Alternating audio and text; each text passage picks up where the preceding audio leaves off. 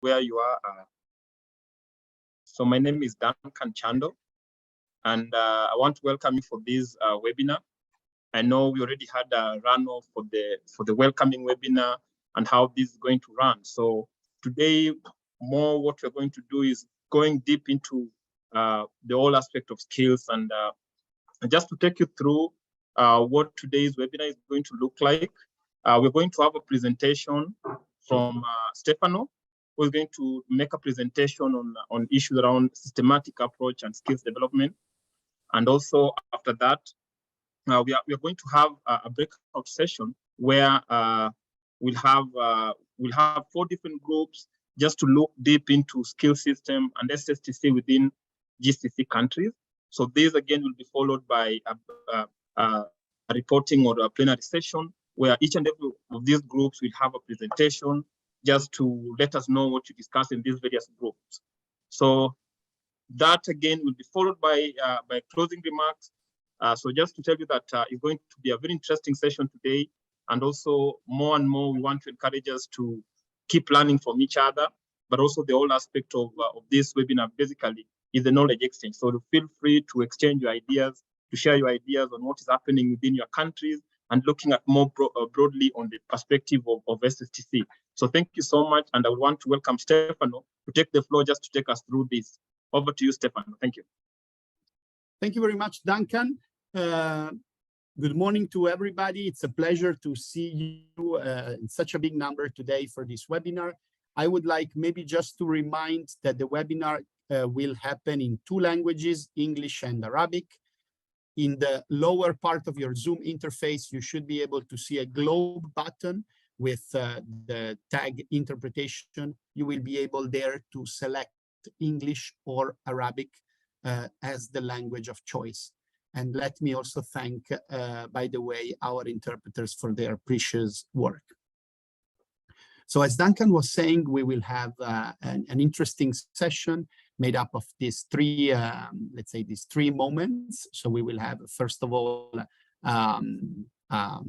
presentation, and I will try to make it as more interactive as possible. Then we will have a breakout rooms, and then you will report back in the plenary before some closing. So today marks actually the beginning of our first course. Let me share my screen. Please tell me if the slides are visible. So it's the start of this first course. The course is on the systemic approach to skills development. What is the idea behind this? The idea behind this is that throughout this first 2 weeks of our work together, we are going to reason on how skills development systems are shaped up and which are the components or building blocks of those systems. You will find, and you have already had access to the e-learning platform, so you will find for each of the building blocks that will be presented today, you will find very interesting materials in the platform, and you will be able so to deepen a little bit your knowledge on this and your reflections on this.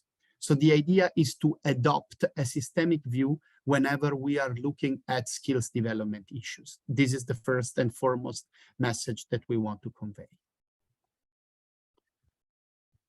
In my presentation today, I'm going to speak about 3 main topics. So the first is the position of the ILO work on skills development. The second is we are going to analyze skills development as a system. And the third is we are going to have a look at the 5 ILO building blocks of skills development system. These 5 building blocks will then be the topic of your breakout session. The whole work of the ILO on skills development has a very important moment some years ago with the Centenary Declaration. As you know, the ILO was born in 1919, and in 2019, we celebrated the 100 years of existence of the ILO.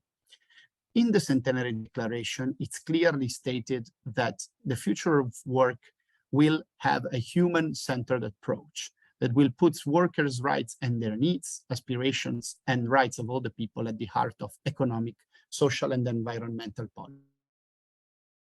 Going to look at skills development, we look at skills development with a human-centered approach.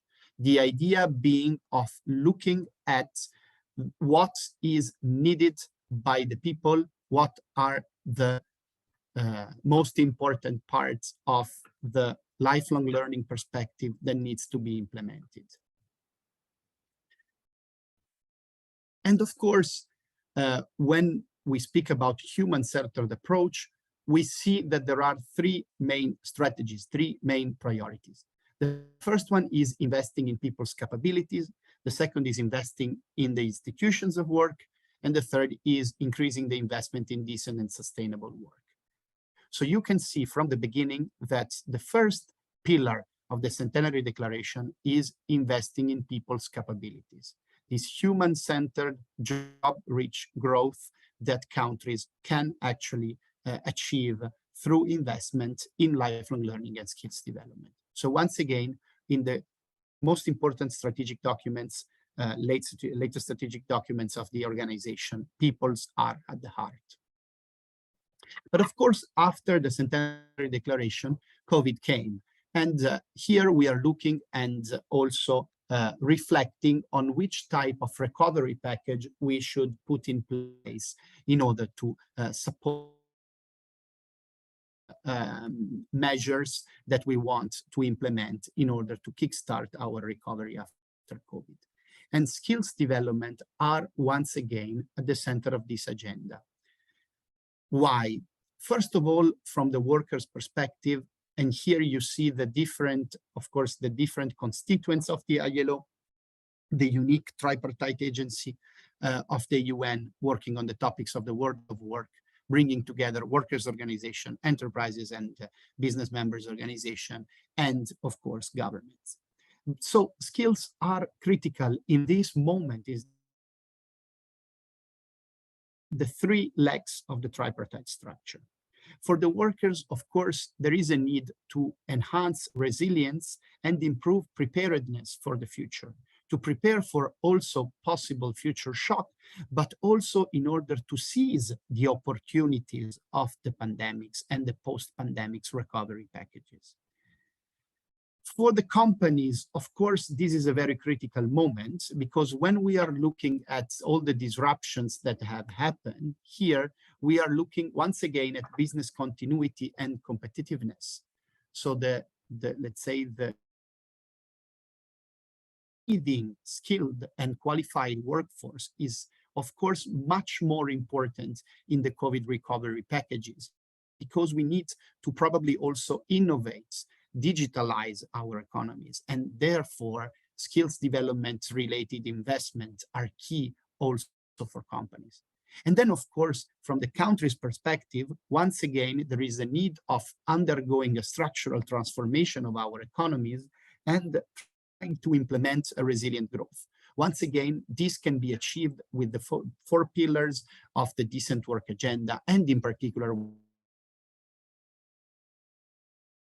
possibility to be in, let's say, on the safe side of potential inequalities or shocks, but also give companies the right, let's say, the right environment to thrive and to continue working in their sectors. So once again, let's try to give a couple of definitions at the beginning of this course and of the pathway that we're going to do together. When we are going to speak about skills development, what do we intend? We are talking about every formal, non-formal and informal, vocational, technical and skills-based education and training, which is geared towards employment or self-employment. So here we are, of course, covering a lot of ground, a lot of different possibilities, and also potentially a lot of actors that are involved. That's why we need to look at the system as a whole. Here we are talking, for instance, about every pre-employment and livelihood education and training to support individuals into improving their conditions. We are, of course, talking about TVET and apprenticeships, so the big vocational training systems that can be done at school level, but also in the companies through apprenticeships. And we have seen the increasing importance of vocational education, both at secondary, but also at tertiary education level. We have, of course, here as skills development, every continuous professional development that is done for people that are already in the labor market, so the employed workers, including the training that happens in the workplace through mentorship, through coaching, through, of course, also training sessions happening in the workplace. And then we have everything that is related to active labor market policies that have a training component. So this could also be employment-oriented short courses that are geared to support those who are seeking employment. So when we are going to use the words skills development, we are looking at this very wide arena of work there.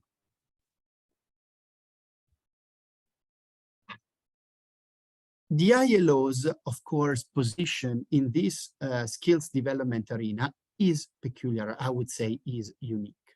So we have here the tripartite structure that, of course, is a big plus for us because this is a very important entry point for the world of work. The ILO has also a very unique position, both in the UN setting, but also, I would say, in the development cooperation in general, because we are maybe one of the very few agencies that can bring together the reflections on the demand side and on the supply side. So this is very important because we are working also on the, let's say, demand-oriented policies, as well as on vocational training and the skilling of people. So here, the idea of bringing together job-rich recovery and investment in people's capability coming together, I think it's very important. And also we have a series of multiplier effects that we are, of course, bringing to the table: innovation, concrete application through our technical cooperation portfolio, and then, of course, also very tangible impacts and effects for people. When you see on the right these three, let's say this three-color graph, it is because the ILO's work is, and capacity building work in particular, is geared towards the three layers of the systems. So first of all, people, so individual capacity building, individual support through our technical cooperation projects. Institutions, through our institutional building support, in particular geared toward our constituents. And of course, you can see also the training programs coming here in these two layers, both for supporting individual, let's say, capacity development, as well also institutional capacity development. But then also the ILO works at system level. And this is very important because here we are looking at how we are supporting governance and coordination, information flows, financing, and all the other incentives that can be put in place. So the ILO has this unique positioning in being able to tackle all the different aspects here. But let us maybe have a second moment of reflection around what is a system. Because here we are speaking about skills development system. We are talking about system level interventions. What is a system? The system is a set of interactive or interdependent components or elements with the same objective.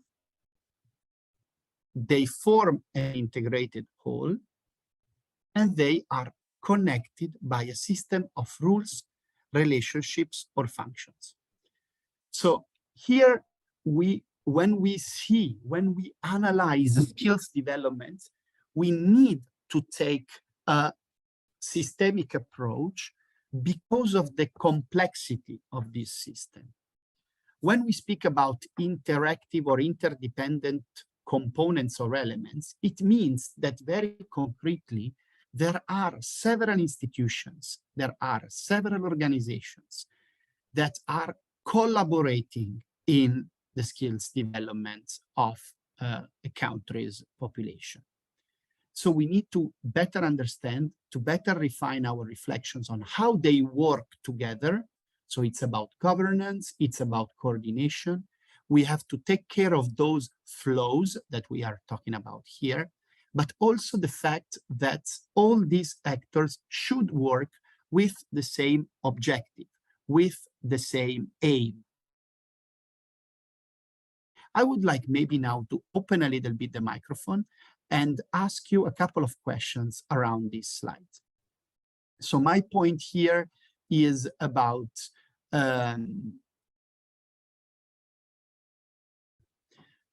first question to you. What is, in your opinion, the objective that skills development system have? So if we have to identify a purpose, an objective, what this would be? I would like to open the floor now to give you, at least with reference to your country, how would you frame the objective of the skills development system, or the vocational education and training system? Hind, please, I see you raised your hands.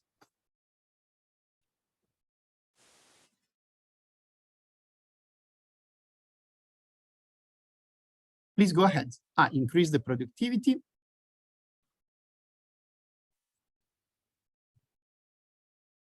Thanks, Fatima, for your point. So this, of course, is a very important point. What is the purpose of? Hind, please, you have the floor.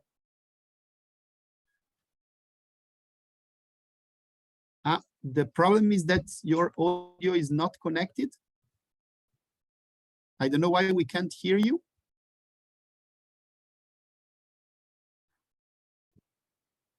Discover talents. Fatani is writing here. Hind, we cannot hear you. I am sorry, but we cannot hear you. Okay, let us see if we have other inputs. So we said increasing productivity, discover and develop talents. I would say Fatan, thank you very much. Is someone else willing to take the floor?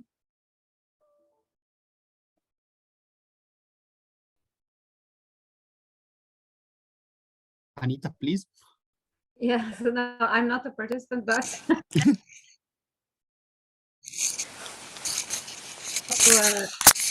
my internet seems to be a little unstable. This is what I'm getting here from the what I'm seeing. But anyway, I would say that it's also important to think within one's region and not only national context, so and sub-regionally. So if you can think also as well what you can do with other countries to obtain these results that Stefano is mentioning, that would be fantastic as well.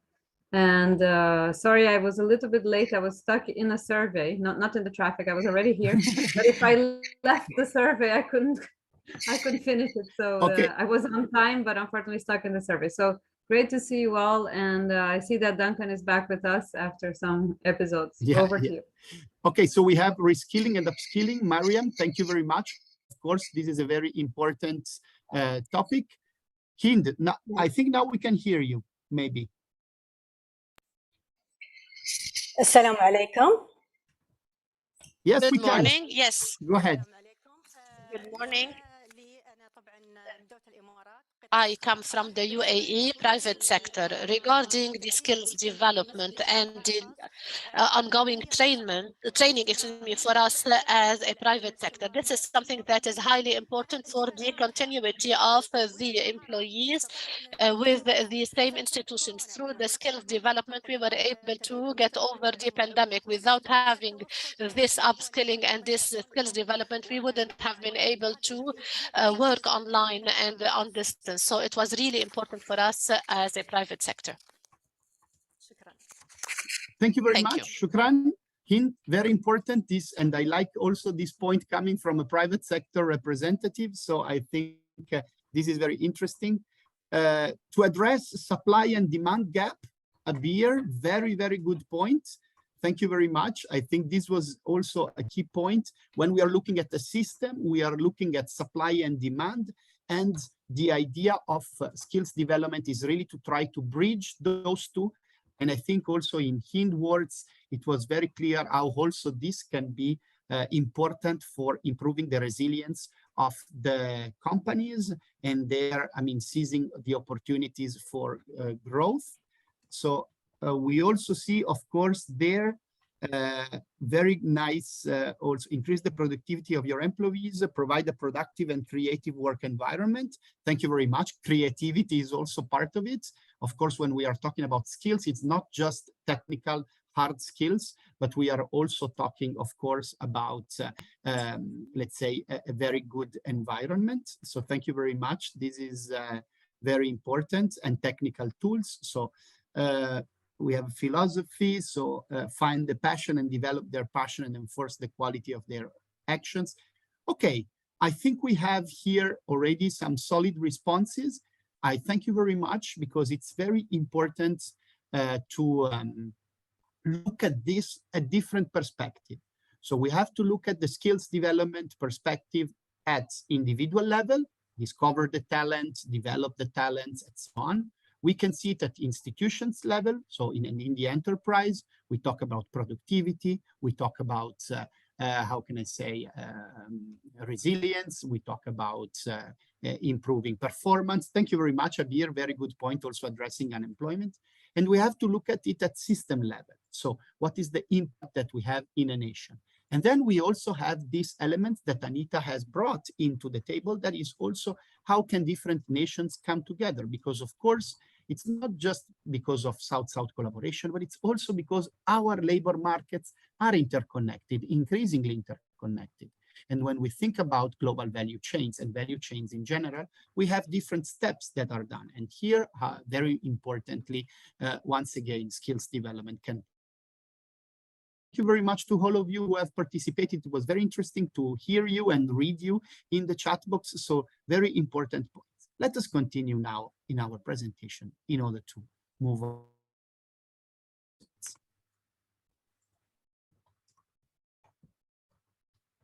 Of course, when we are talking about the system, we are modeling somehow. So we need to all the different, let's say, institutions that are working there.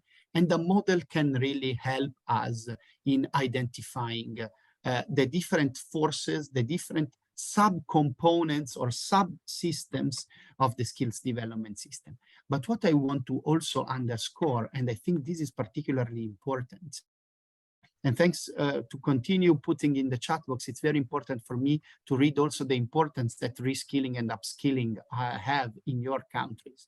It's really important to look at the interrelationships that exist between all these different elements of the system and between the system and the ecosystem.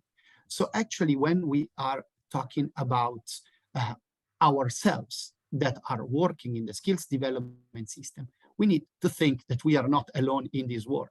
So that we will have to, of course, enter in collaboration with other agencies, with other organizations. The public sector will work with the private sector, with the representatives of the employees. So there will be, of course, several interactions that are going to happen within the system. When we talk about system level or skills development system, as the ILO, we make reference to the recommendation on human resources development. That is the latest international labor standards on this topic. This is the 2004, so 18 years ago, and has, of course, all the recommended areas for those skills development policies. There are a few things that I want to say at this stage that are very important for the ILO approach to skills development. First of all, is that skills development, as everything else in the labor market, comes on the basis of social dialogue. When I am reading already in the chat box, we are talking about bridging the gap between demand and supply. We are talking about creative work environment. We are talking about reskilling and upskilling. We have to think that this doesn't come from top only. This is based on different stakeholders coming together. And all these different stakeholders should of the development of skills development policies. I am not entering into the policy arena because this will be the topic of our Thursday's webinar, the second webinar of this week. But it's very important that we take into account social dialogue and all the different actors that work together in order to define and implement those policies. But those skills development policies are not alone. They need to be compatible with the other policies that are already existing in the country. When we are looking at those policies, here we have a little bit of the characteristics of those policies according to the towards lifelong learning and employability. So actually not only for young people, but for people that are at every stage of their professional life. They should be geared towards innovation. They should be able to meet both the economic and the social demand. I think that is very important. And there is no dichotomy, there is no division between economic development and social development, between economic demand, the demand that is expressed by companies, that is expressed by the population. So this is very, very important. We should be and look at how also forward-looking was the recommendation in 2004. We should encourage the use of information technologies, and this has become really critical, as also Hind was saying.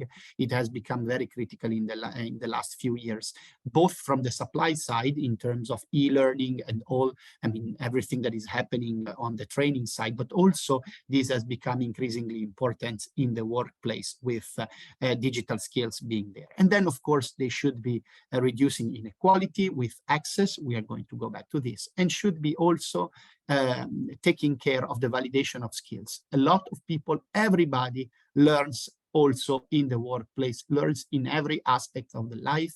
So qualifications should not be only given through the participation to education and training courses, but also recognizing, validating skills that have been developed everywhere. And then, of course, once again, the recommendation states clearly that the commitment from all the parties, from governments, to create and invest in the conditions that are necessary to improve education. The enterprises, of course, being a very active part of this system, but then also the workers who need to take up also the responsibility. Here you can see in a slide what should be in those policies, so the different subsystems. And here we are entering now the meat of our presentation today and of our webinar today. What's in a policy comes from what's in a system. So identifying the building blocks of the systems are key in order to have policies that are able to cover the emergence of all these we need to have policies that are capable of tackling all the different subsystems, supporting all the different subsystems. And here you can see already a very interesting list of what you may have in a policy. We are talking about financing, we are talking about planning, we are talking about qualification, we are talking about equality and inclusion, and so on and so forth. After 2004, of course, when we are looking, just to give you a figure, this is a figure that is produced by our colleagues of the European Training Foundation. And what is here important, looking at the system is not only complex because of the many subsystems that are there, but it's also complex because we have a very complex system in the sense of the management or in the levels of the system. We have a national level system, we have regional actors and local actors. So regional authorities, we have executive agencies, we have deconcentrated structures. So we have also the sectoral approaches. I have seen also in this, let's say in this course and in my different interactions with your sectoral approaches to skills development are also becoming very important. I have seen different studies done on sectoral labor market information. So here, once again, that we also acknowledge all this complexity, national level, regional level, local level, sectoral level, different companies, actors, schools, training agencies that are there, public and private sector together, social partners, NGOs, associations. So it's a very complicated and complex system. So the ILO, coming from all of these reflections, has developed a system, let's say, approach that identifies 5 building blocks. As I said, this is the systemic approach is, of course, it's subjective in the sense that there is a design around the vision of a system. This comes, and we can also, every individual can look at the same system and define it and modelize it in a different way. But what the ILO has done is to try to identify 5 building blocks of the skills development system coming from the knowledge that we get by working with hundreds of countries on this topic. And here you find the 5 building blocks. We are going to present them later on with much more detail. The first one is about policies, structure, and resources. The second is about anticipating, planning, and monitoring skills development. The third is about developing, certifying, and recognizing skills. The fourth is about improving access to skills development and labor market. And the fifth is skills for employability, decent work, and productivity. I will go back to the 5 building blocks, but first I would like maybe to lay down some cross-cutting priorities that are very important. Social dialogue, of course, as being the, let's say, the cornerstone of the development of those systems. The effect of actually supporting policy coherence and coordination, the access and inclusion element, which is, of course, very important. The sectoral approaches, as I said, that are already developed and will be more developed, I think, also in your region. And then, of course, so the support to the transition to a greener economy and sustainable development. But now let us enter in all of these 5 systems. When we're talking about the first system, please really be attentive to this, because then you will be asked to actually start reflecting on these different 5 building blocks. So the first one is policies, structures, and resources. When we speak about this, we are speaking about the governance subsystem. So the decision-making subsystem within the skills development system. We are talking about all the policies, strategies, legal and regulatory frameworks that exist. We are talking about all the instances and committees and different frameworks or arrangements that are created in order to govern this system, taking decisions, defining priorities, defining objectives, and so on and so forth. And then we are talking about financing skills development. This is a very interesting and very important point. There are different ways in which the skills development system can be financed, with only public, only private, mixed sources, with incentives, with levies, with the creation of training funds at national, at sectoral, at regional level. So through social dialogue, through collaboration among the different entities, those decisions on how to govern and finance the systems are taken. The second, and I think this was already appearing in your responses to my first question, is about the fact of knowing what the labor market needs. So what is very important here, we are talking about understanding current and future skills needs. So there is a very important anticipation element. We are going to have a dedicated course later on in this academy around skills anticipation, which will give you the hints of, let's say, the basis of skills anticipation. Then, of course, we have everything that is about researching and monitoring on the performance of the system. And here, once again, we have the international cooperation. So the cooperation between countries on how to better anticipate and plan and monitor the skills development.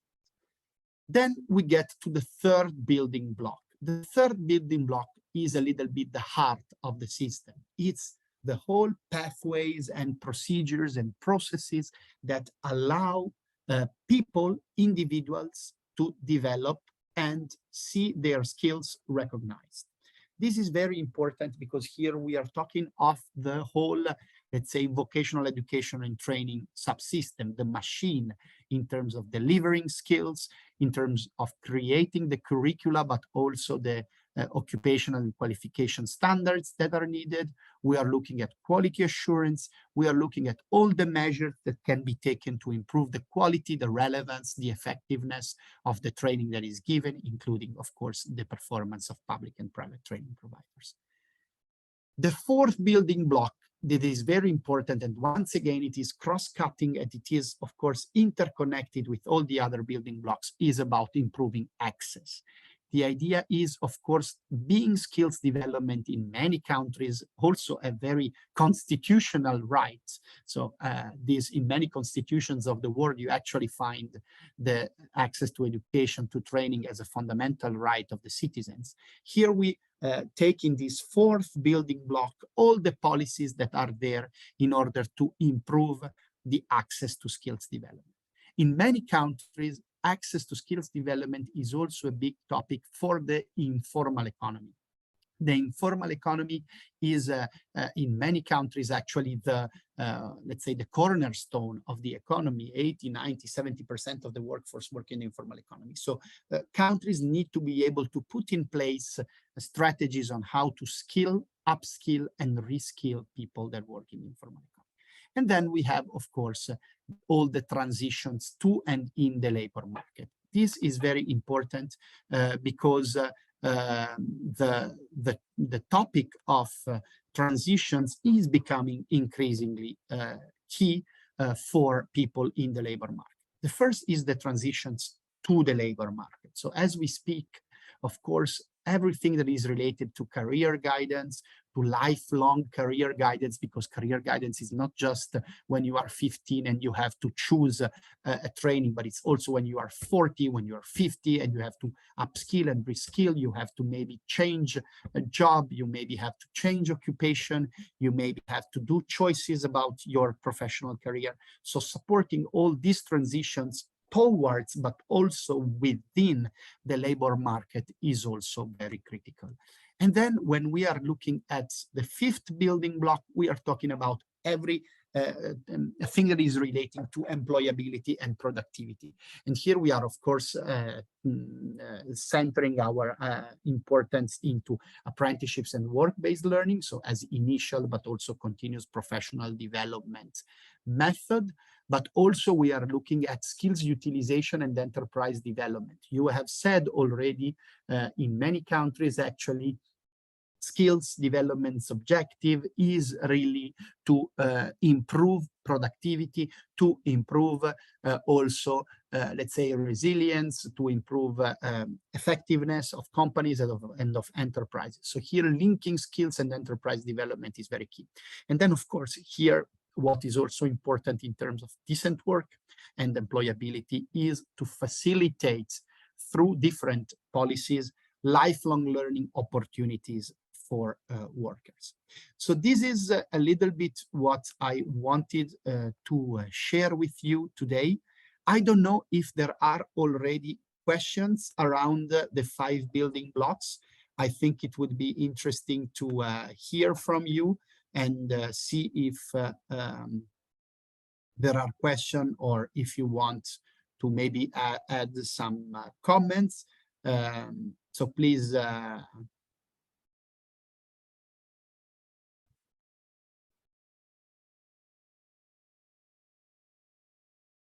go ahead if you have questions or comments.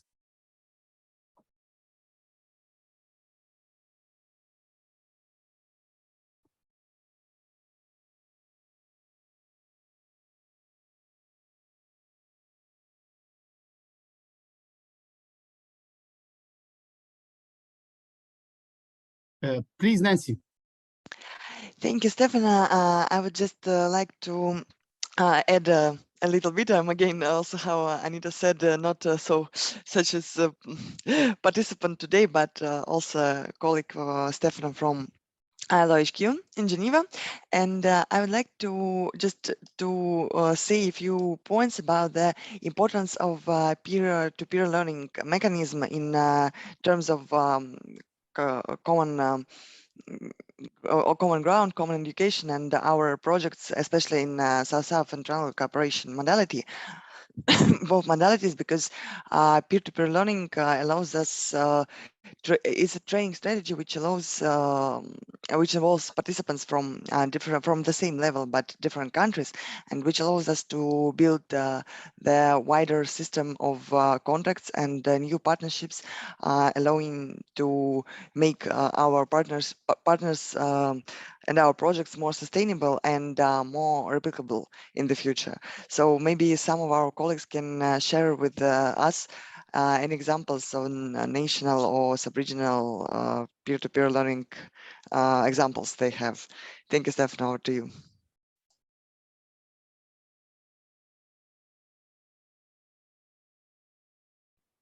Thank you very much. So questions around the 5 building blocks. Is everything clear? So we are going to have a look, of course, in different modalities. So maybe I will ask now the participants to intervene to give us concrete examples of how they see those 5 building blocks in their country. So let us start maybe with the first building block. First building block is policies and resources, policies, structures, and resources for skills development. How is this happening in your country? Hind, please. السلام عليكم. بالنسبة للسياسات greetings with respect to these pillars. The UAE has set a national strategy on skills development for all sectors. This is a global national strategy through which the Ministry of Human Resources and the private sector work together based on international conventions and agreements ratified with respect to decent work, increasing of productivity or employability, and how to transition from informal to formal economy. And we have benefited a lot as a private sector from this strategy, especially the small enterprises that used to work in the formal economy and transition to formal economy through the strategies that were set by the country at the national level. Okay, thank you very much. So here, when we speak about the first building block, we are speaking about the policies that exist. Okay, thank you very much. And this can be policies about skills development. This can be policies also that have a policy component that is about, let's say, transition to from informality to formality. So we have different possibilities. Lee, please.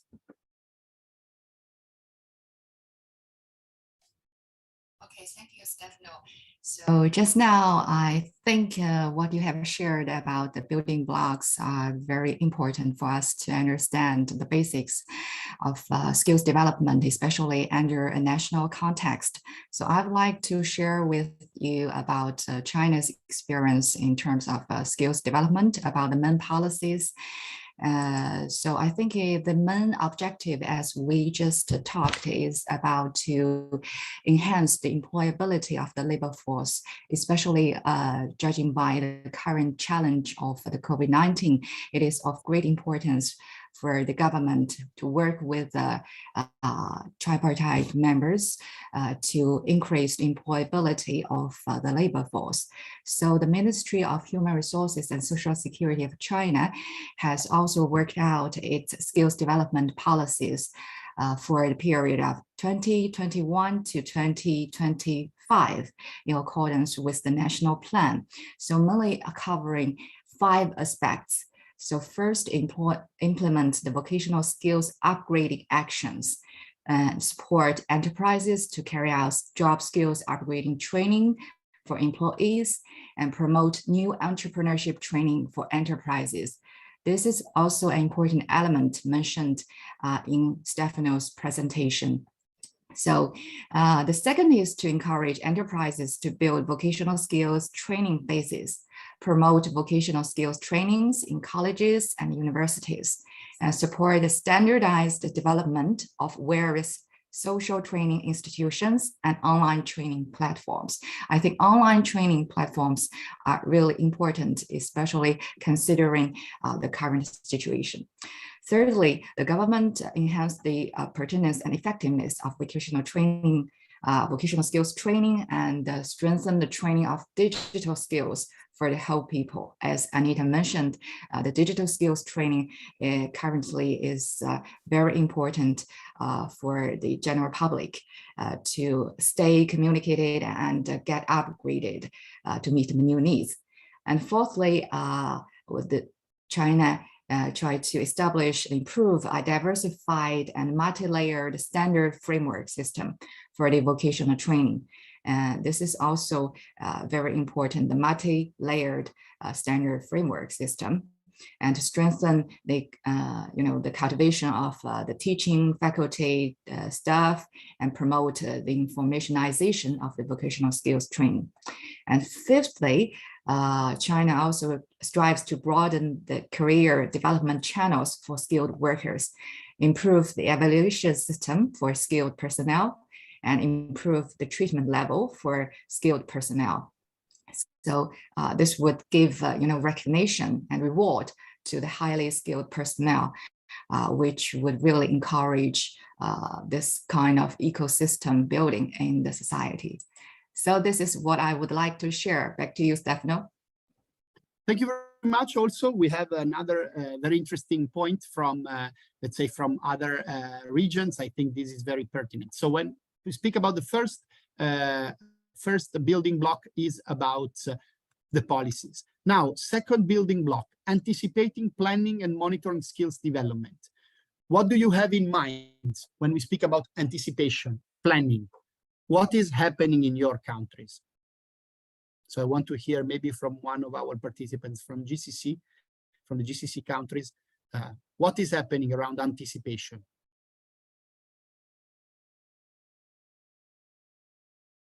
Skills anticipation, how do you anticipate? How do you know better? How do you know the needs of the labor market?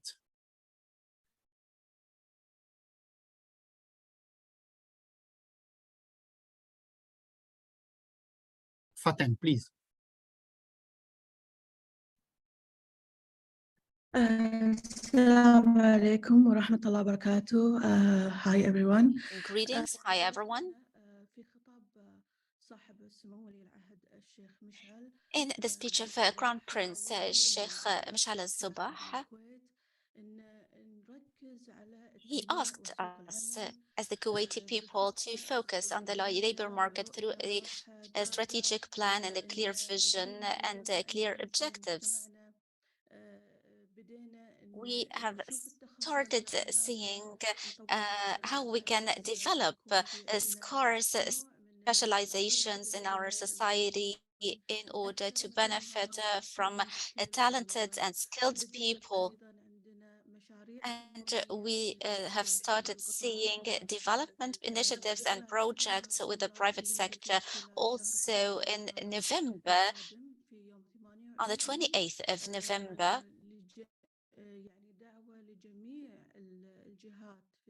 all national stakeholders within and outside the GCC have been invited to attend this conference so as to provide jobs and specialization to our graduates.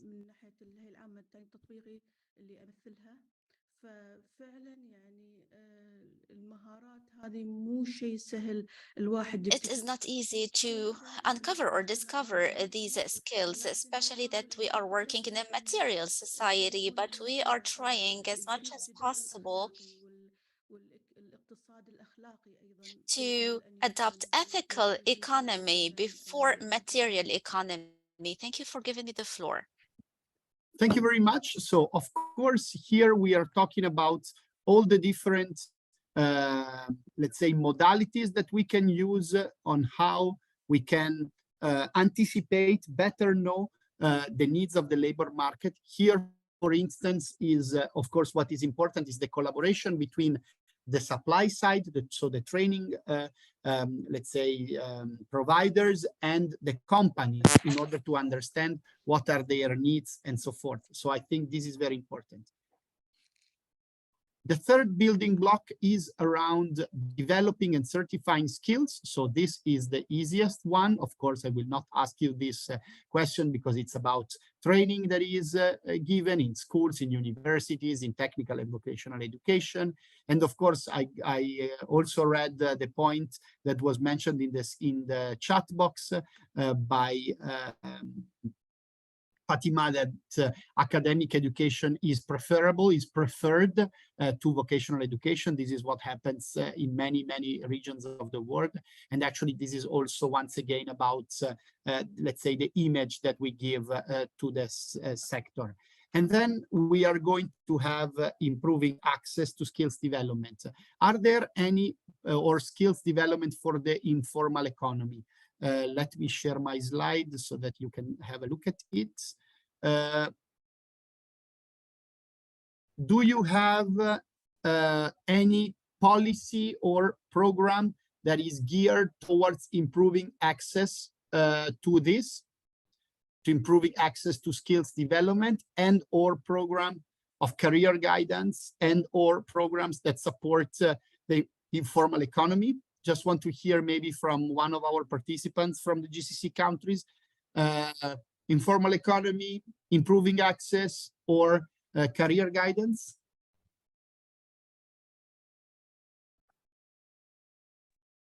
Hi, good morning, everyone. From my time in UAE. Just regarding the improving access to skills and development, I'm talking on behalf of the educational system here in UAE. So as per the curriculum development, we started already to identify the skills that the graduates of those programs, what kind of skills needed in the job market. So we are working thoroughly with the industry partners in order to identify those specialized skills. And then we are trying to adopt it into the curriculum as part of the curriculum, not only, you know, like something voluntary or something extracurricular that they need to do. So this is one of the things I think it's in practice, and we are doing it right now in UAE. So this is something, you know, we are trying to accommodate in the educational system. Thank you very much. I see Hessa.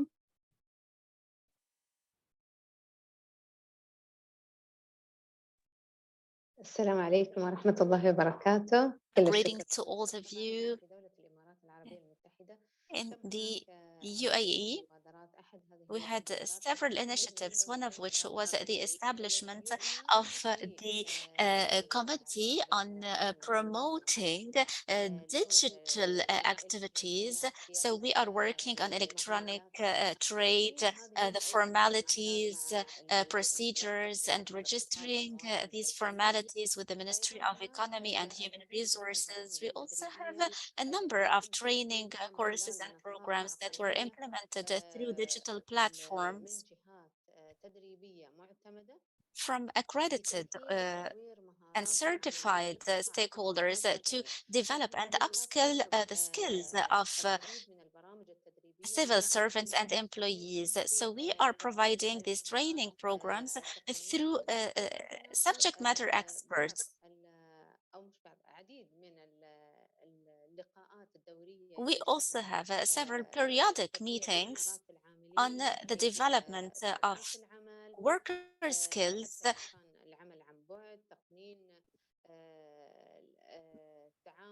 through e-working and how to deal with the requests and the needs. So this is the policy that is adopted in both the public and private sectors in the UAE. And as employees in the public sector, we receive a lot of requests for training on our platforms in order to raise awareness of employees in the public sector. Thank you very much. I see that there are two hands maybe, but let me just go through the last slide because we have have to move on to the breakout rooms. So I thank in any case, Sana, maybe I will give her the floor now to comment the fifth, slide that is about decent work and productivity. So you should probably see this now, skills development, so apprenticeships, productivity, lifelong learning. Do we have experiences in this? Apprenticeships, work-based learning, continuous professional development for people in the workplace. Sana.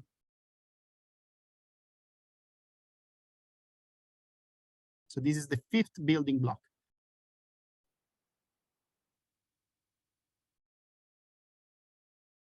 Sana, will you want to take the floor on this fifth building block as well?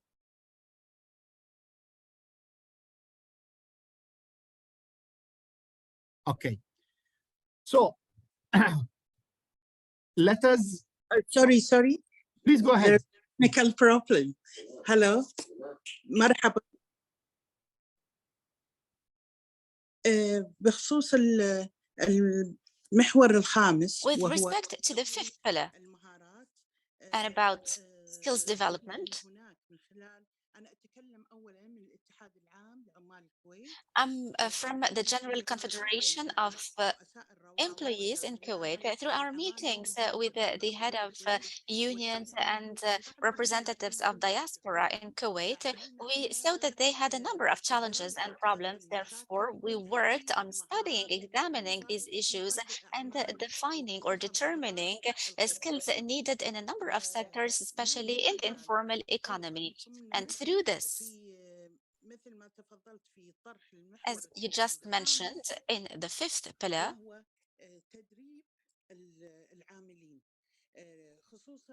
we embarked on training employees, especially those who are low-skilled. We would train them through the General Confederation of Kuwaiti Employees. Indeed, employees need upskilling and reskilling, and they should be free to transition or move from one work to the other when they find that the level of their skills and educational attainment in the current employment does not match their skills. So they are entitled to move to another employment, which will make them more productive and efficient. Thank you. Thank you very much, Sana. Great testimony of it. Now, of this actually bringing together employers, employees in order to upskill and reskill. This is, of course, both in the interest of employers and of employees. So it's very important to mention this. Now, we are going to be pushed into the breakout rooms. We will have 4 breakout rooms. As we have already done last week, we are going to use Padlet. So you see there, itcilopadlet.org, the link that you see in the chat box. You can click there and you can enter into a Padlet. In these Padlets, there is one question that we are giving to you. So the one question being the following: what are the concrete possibilities of regional level and or inter-country collaboration in the GCC around skills? And these collaborations would refer to which of those building blocks? Can it be on, let's say, can it be on anticipating skills? Can it be on developing skills? Can it be on certifying skills? Can it be on access on the informal economy, and so on and so forth? We want you will have 20 minutes to brainstorm around this question. So now you are going to be sent into 4 different rooms. Please write these concrete possibilities in the Padlets. Now I'm going to show you the Padlets. So the Padlet is going to be the following. So you are going to write here, okay, I can see a collaboration on this topic and so on and so forth here in policies, or it's about certifying the skills that workers have developed in the different countries, or it's about productivity in the workplace and the work that is done, and there are the possibilities. So we want to hear from you a possible, let's say, all the possible opportunities that exist in collaboration between the different countries. Okay, so we are going to, I hope the exercise is clear. You will now be sent into breakout rooms, so you will be alone in the rooms, and you will have to fill in some collaboration opportunities. Feel free to write directly in the Padlet. So Asma, please, if you can, you will be assigned to the room, please. Okay. We come back. So please go into the rooms, just click and join the breakout room.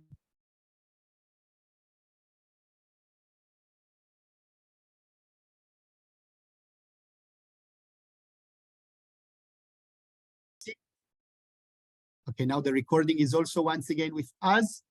I have seen a lot of things actually happening in this Padlet, so I can clearly see how, I mean, this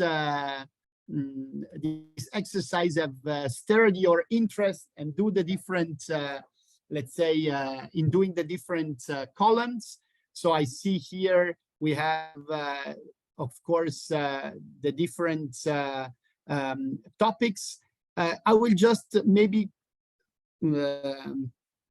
comment a couple of them. Here we have this idea of unifying policies concerned or related to the process of skills development among GCC countries. So this idea of a policy level, let's say, alignment.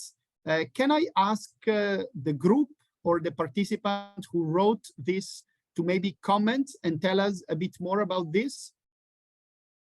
Is this feasible? What would be the level of this alignment?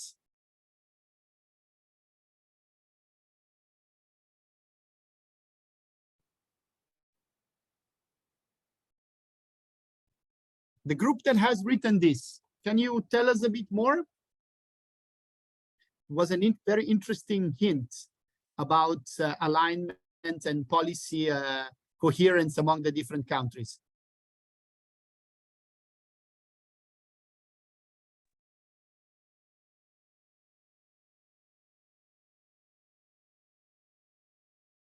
Shaima, please. Yes, so hello everyone. This is Shaima Al-Ansari from the Kingdom of Bahrain. This comment was written by my group. It basically means that we do understand that there are different initiatives happening or going around in GCC countries, programs that they need to develop in order to improve the, I would say, people's skills, whether they were students, laborers, and so on. So what we thought, why not to have a unified policy?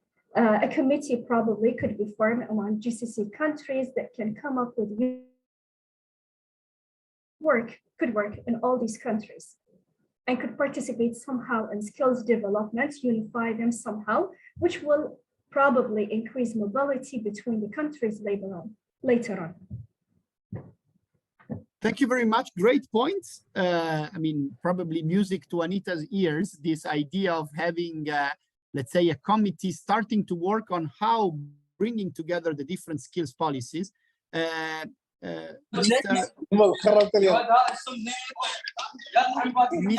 Ahmed from Oman, I see you have a raised hand, please. أيوة نعم مرحبا بكم جميعا شكرا جزيلا في بداية. Hello everybody. First of all, thank you.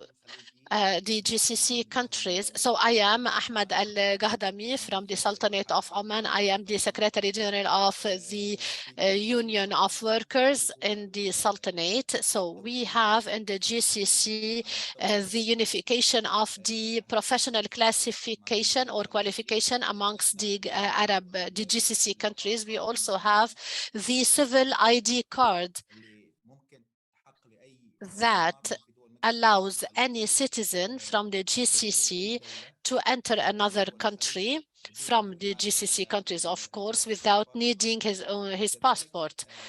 So freedom of movement at this level. We also have exchange of experiences regarding the union work. The Sultanate has hosted 2 delegations, one from Qatar, another from the Kingdom of Saudi Arabia, who came to see how do we work in our labor unions.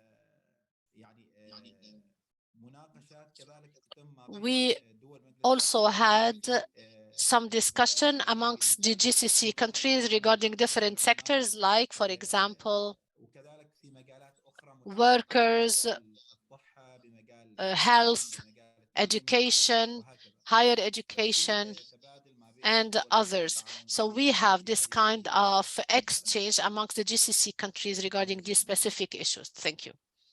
Thank you very much, Ahmed. I am very happy because we have heard an employer's representative, government representatives, and now also workers' representatives. So also our webinar has been tripartite in nature. I mean, there is really lots of interesting ideas that I can see in the Padlet. We are going to take them and compile them in English and Arabic so that this can also be seen as an output. I already see a lot of potential collaborations. Maybe from what Ahmed has just said, collaboration should not be government to government. It can also be similar workers' organization or similar employers' organization. So I think this is also very important. This can be tripartite and tripartite, but this can also be bipartite in different countries or similar things. So really important also to mention this in terms of collaboration. Last intervention, Mr. Ahmadi. Then I will give the floor to Anita for maybe a 2 minutes wrap up. Mr. Ahmadi, please. Yeah, thank you, sir. Actually, I was trying to also comment on the same direction as maybe to reduce the supply side heavyweight input from, let's say, ministries, government entities, probably even universities, and also put more weight on the demand side, which are the enterprises and the private sector, and let them be part of the policy development, on GCC level. I think we have the Chamber of Commerce. We have, I think, the resources, the structures are available. It's a matter of us just getting, use of these structures and be more inclusive in terms of their participation and input. Thank you so much. Thank you very much. Very important also point towards the end of this webinar. Of course, it's normal. We have been focused a lot on the first building block around policies. It's also the more strategic level, very important. But as Mr. Ahmadi was saying, getting used to tripartite, to social dialogue, also having all the structures and resources there is important in order to move forward the skills development agenda. So this is very important. And as said, we are going to compile everything that we have had here. I also recommend you to go through once again this concept of the 5 building blocks, trying to understand what actually belongs to each building block. We are going to foster this throughout these 2 weeks, but really thanks for this exchange. Anita, yes. Last comments maybe from your side. Yes, thank you very much. And sorry I had to leave and come back because I had actually, curiously enough, another meeting on Qatar and foundation that is supporting different ILO programs, including skills development. So this is the Qatar Foundation. So I think it fits well the current to my colleague, a little bit of the gist of how was the group work. And I actually went to one group and noticed that people were actually very proactive, even though they were doing bilingual efforts. So that was really well done as well. Also an apology that my internet is unstable for some reason, even though I'm in Geneva. So you see that this digital technology is really a challenge in the global south, but also the global north, right, Stefan? So just to, first of all, to say that I was very impressed with the results of the group works and the ideas on the policy structures, in skills development, also anticipating, planning skills needs. Many, at least in my group, we're talking about, that I went very briefly, just to be very honest at first, about the GCC overall cooperation, cooperation with sub-regional and regional between countries, and what can people do in terms of accessing knowledge and skills and doing more monitoring of the situation. So for me, it was all, as you say, music to my ears, because that's what we are trying to look for, this kind of interaction, and to see what we can, step by step do jointly. I wanted to thank you for your participation, Stefano, for the great moderation as usual, and my colleagues, Duncan, Fisher, and Nancy. I know they've been very proactive in the groups as well, together with ITC Turin. For the next course, I will also be only available for the first 45 minutes, because there's the governing body happening at the same time here in the ILO, so we are a little bit juggling. But for us, it's very important, and despite the entire team is here, I think the whole question of skills development and the relation of the Arab partners, in particular GCC countries, but also some of you are more proactive, maybe Saudi Arabia and Qatar, now also with funding. So we would just like to welcome this kind of interaction, and very much forward looking to the next session. So thank you, Stefano. Thank you very much, Anita. I think we are going to meet on Thursday, same time. We are going to speak about the skills development policy cycle, so how to elaborate skills development policy, and we're also going to look a bit closer about the issues about financing. So thank you very much to all of you for having been with us today, and we will meet on Thursday. Thank you, and bye-bye. Bye-bye. Thank you. Thank you. Goodbye. Bye. Bye-bye. Bye.